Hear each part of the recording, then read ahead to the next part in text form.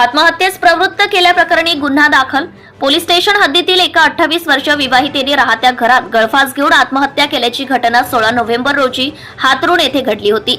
या घटनेप्रकरणी उरळ पोलिसात 17 नोव्हेंबर रोजी आत्महत्येस प्रवृत्त केल्याप्रकरणी एकाविरुद्ध गुन्हा दाखल करून अटक केली आहे.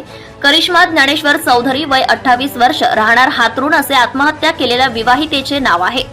प्रमोद पांडुरंग वखारे राहणार मुंडगाव यांनी उरळ पोलिसात दिलेल्या तक्रारीत म्हटले की यातील फिर्यादीची मुलगी करिश्मा 28 वर्ष हिचा 2018 साली ज्ञानेश्वर विष्णू चौधरी राहणार हातरुण याच्या सोबत लग्न झाले होते.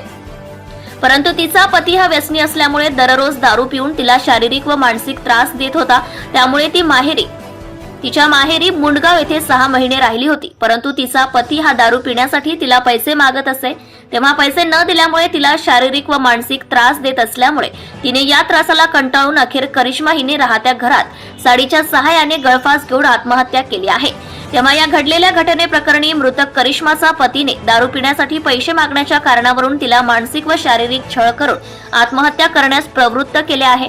अशा उरळ पोलिसात दिलेल्या फिर्यादीनुसार पोलिसांनी ज्ञानेश्वर चौधरी विरुद्ध गुन्हा दाखल करून अटक केली आहे. पुढील तपास पोलीस उपनिरीक्षक गणेश कायंदे करीत आहे. सत्यशोधक न्यूज चॅनल साठी कार्यकारी संपादक विशाल गवई.